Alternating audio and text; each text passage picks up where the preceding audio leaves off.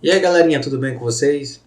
Nós iremos falar hoje sobre coordenadas planas, que considera a Terra como sendo uma superfície plana e assim representa as suas coordenadas. Então, segue no vídeo e vamos lá. Pois bem, gente, o sistema plano ele é diferente do sistema de coordenadas geográfico, tá? O sistema de coordenadas geográfico representa as coordenadas de maneira sexagemal, grau, minuto, segundos. Já o sistema plano representa as coordenadas em metros, tá? Considerando a Terra como sendo plana. Só que para chegar a esse ponto, né, tiveram que acontecer algumas convenções aí. E é isso que a gente vai estudar, tá? Que são os fusos. Então vamos lá. Gente, para transformar uma superfície esférica, né, elíptica, para ser mais preciso, em algo plano, né, imagine só a dificuldade. Pense bem, em uma laranja, aí você quer colocar toda a superfície da laranja sobre a mesa. Então, é quase que impossível. A não ser que você rompa, né, você rasgue algumas partes da laranja para que você consiga ajustar a superfície plana. Então, foi exatamente que esse modelo, que é o Universal Transverso de Mercator, foi exatamente isso que eles fizeram, tá? Eles rasgaram algumas partes imaginariamente da superfície da Terra, né, dividiram em gomos para poder ajustar aquilo a uma superfície plana. Tá? Esses gomos, gente, o nome disso chama-se fuso, tá? Que são como esses aqui que estão aparecendo aí na tela de vocês. Tá? Então, a representação que são como esses aqui que estão aparecendo aí na tela de vocês. Tá? Imagine que a Terra foi dividida em vários gomos e cada gomo desse é um fuso. Tá?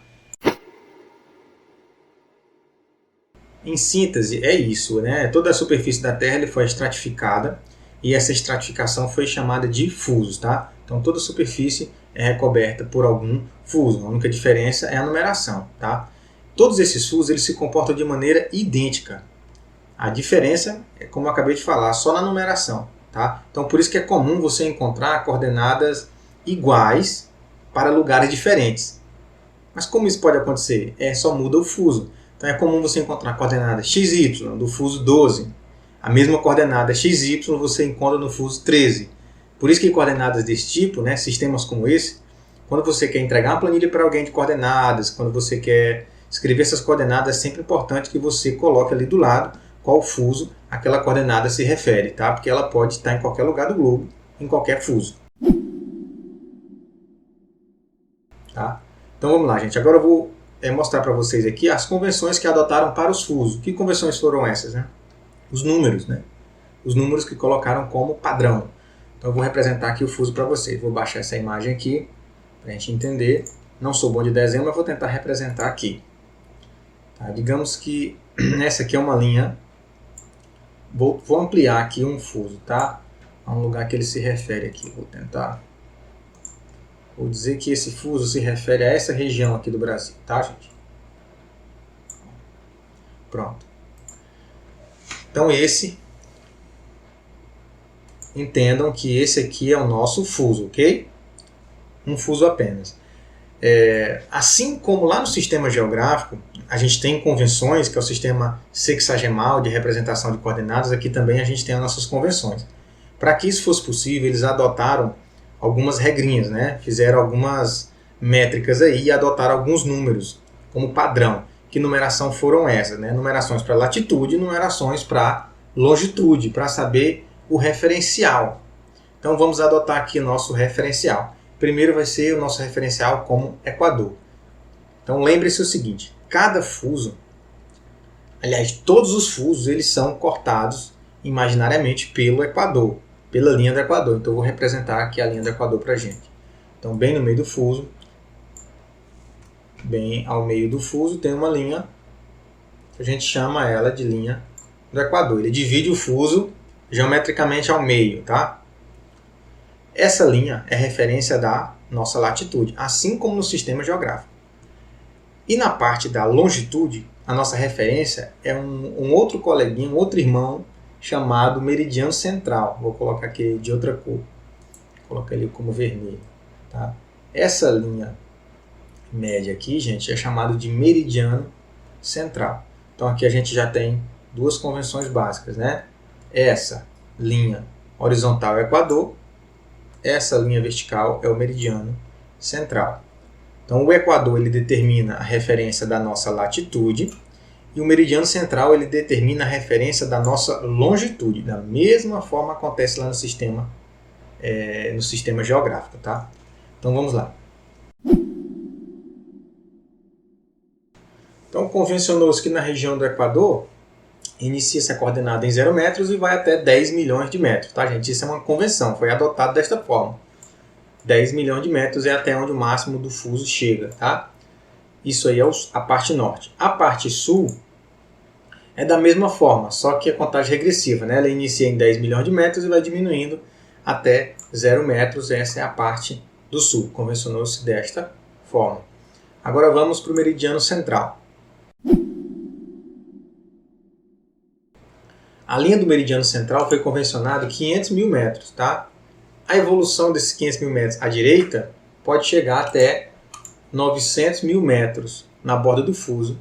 E na parte evoluindo à esquerda, né, diminuindo, ele chega até 100 mil metros. Essa é a convenção do meridiano central. Tá? Em resumo, o que é importante a gente lembrar é o seguinte: nas convenções, o meridiano central está em 500 mil metros e o Equador 10 milhões de metros. Tá? No Brasil, a gente tem esse seguinte fuso, tá, gente? 1, 2, 3, 4, 5, 6, 7, 8.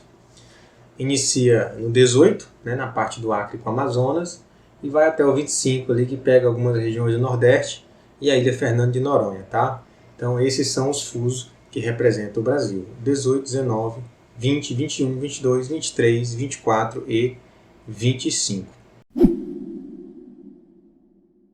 Para assimilar um pouco mais, eu preparei aqui um exercício, que é uma malha estratificada que representa um fuso, para que a gente descubra as coordenadas que estão ali. Então, vamos lá para o exercício. Bem, gente, eu tenho aqui uma malha, tá? Estratificada, já com os valores das coordenadas indicando, e tenho dois pontinhos, né? Um vermelho e um azul, e o nosso objetivo aqui é tentar identificar quais são as coordenadas dos pontos vermelho e azul. Tá, vamos lá. A primeira coisa que a gente tem que identificar aqui é a situação desses pontos, né? Onde é que eles estão dispostos, tá? Aqui é a linha do Equador, então esses pontos estão abaixo da linha do Equador, então estão ao sul, tá? Aqui é o meridiano central, e um ponto está à direita do meridiano central e outro ponto está à esquerda do meridiano central. Então vamos lá. O pontinho vermelho, no que diz respeito à latitude, ele está abaixo da linha do Equador, certo? E aqui eu posso garantir que ele é inferior a 10 milhões de metros, tá, gente? Por quê? Porque foi convencionado assim. A linha é 10 milhões de metros e tudo que está abaixo é um valor inferior. Então, eu garanto que é valor inferior a 10 milhões de metros. Aqui, como a minha malha está estratificada, eu já posso identificar que ela corresponde a 8.000 quilômetros, que é o que está indicando aqui, certo? Que é o que me dá 8 milhões de metros. Então, eu vou escrever aqui, a minha latitude é 8 milhões de metros. Agora temos aqui uma coisa muito importante. Além de você identificar que tem 8 milhões de metros, você precisa colocar aqui, assim como lá nas coordenadas geográficas, vocês lembram? Tinham que colocar o sinal de mais ou de menos? Aqui a gente tem que colocar o indicativo, se ele é norte ou sul. Por quê? Porque essa mesma coordenada, ela se repete. Tá? Eu também tenho 8 milhões de metros ao norte, eu também tenho 8 milhões de metros ao sul, então eu preciso identificar aí. Nosso caso está abaixo da linha do Equador, então se refere ao sul. Tá? Você pode escrever sul assim, ou você pode colocar... Você pode escrever sul, ou você pode colocar só o S, tá? Então eu vou colocar só o S aqui. Vou colocar entre parênteses para a gente separar do metros. Ao sul. No que diz respeito à longitude, que o nosso referencial é o meridiano central, o pontinho vermelho está a leste, ok? Então, como eu sei que no centro do meridiano central a minha referência é 500 mil metros, e eu estou a leste, e acabei de falar que a leste, esse número ele evolui, ele aumenta, então tem que ser um número superior a 500 mil metros. No nosso caso, a malha está estratificada e está indicando que é 700 quilômetros, o que corresponde a 700 mil metros. Eu vou colocar aqui 700 mil metros. Agora está a leste ou está a oeste? Né? No nosso caso ele está a leste, tá, gente? Você, ao invés de você escrever o L aqui, leste, o comum é você encontrar o E, porque é comum você escrever conforme a referência da língua inglesa, tá? Pronto, então acabamos de descobrir as coordenadas do pontinho vermelho. Agora vamos para o ponto azul. É a mesma forma de analisar, tá? A gente sempre identificar quem está ao norte, quem está ao sul, quem está ao leste, quem está ao oeste.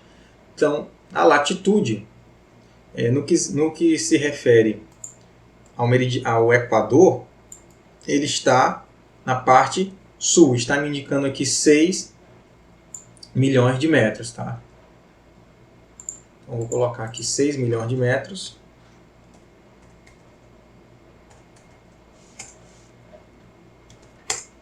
E ele continua sendo sul.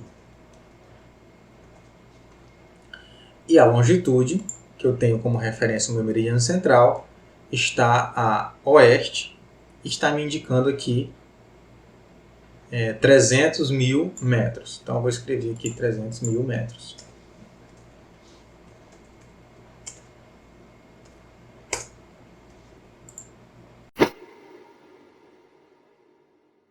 É bem comum que a gente encontre as coordenadas planas escritas de outra forma, tá? Eu vou mostrar aqui as diferenças para vocês. Um pequeno detalhe é o seguinte, geralmente não se utiliza latitude, tá? Vou até riscar aqui para a gente. Geralmente não se utiliza latitude e nem longitude para descrever coordenadas planas. Por quê? Porque são nomenclaturas atribuídas às coordenadas geográficas, tá? Quando a gente fala em latitude e longitude, naturalmente a gente está se referindo a graus, que não é o caso das coordenadas planas. Então, não se coloca desta forma. Eu fiz aquele exercício para a gente poder ter um poder de associação, para que vocês entendam quem é quem, né? Fica mais fácil aprender desta forma, tá? Mas não se deve utilizar latitude e longitude para coordenadas planas, tá? Outro detalhe, sempre tem que vir acompanhada do fuso. Então, a maneira certa de escrever essa coordenada aqui é essa aqui. Tá? Eu vou escrever para vocês como é que seria. Seria mais ou menos o seguinte, 8 milhões de metros no sentido sul, e 700 mil metros. Aqui, gente, fica a critério colocar ou colocar leste, tá? Ou colocar leste ou oeste, ou mesmo nem colocar. Por quê? Porque a longitude ela não se repete no fuso, tá? A longitude não se repete dentro do mesmo fuso. Ela tem aquele valor estabelecido de 500 mil metros e ela só ou evolui ou diminui. Ela não se repete, é diferente da latitude, né? A latitude ela se repete dentro do mesmo fuso quando ultrapassa aquela linha limite entre o norte e o sul, mas a longitude não, tá? Então é comum você nem encontrar. No caso do ArcGIS, por exemplo, ele nem coloca isso aqui, tá? Ele só coloca desta forma.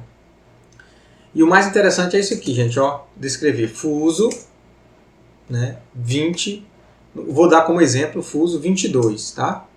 Geralmente é assim que funciona, ó, fuso 22 sul, certo?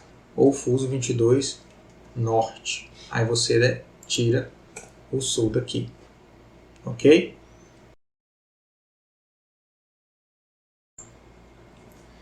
E aí, gente, conseguiram assimilar legal? Conseguiu compreender bacana? Olha, não se preocupem com essas numerações, tá? Se você não conseguiu aprender, decorar isso aí, quando é que é 10 milhões de metros, 500 milhões de metros, não se preocupe com isso.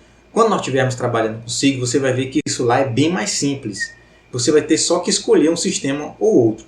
Agora, a gente precisava aprender para que vocês possam decidir, né, qual sistema é melhor trabalhar, né, o sistema que lhe convém em determinado caso. Tá? Então foi por isso que foi elaborada essa aula para vocês. Tá? Então vamos lá para a próxima aula.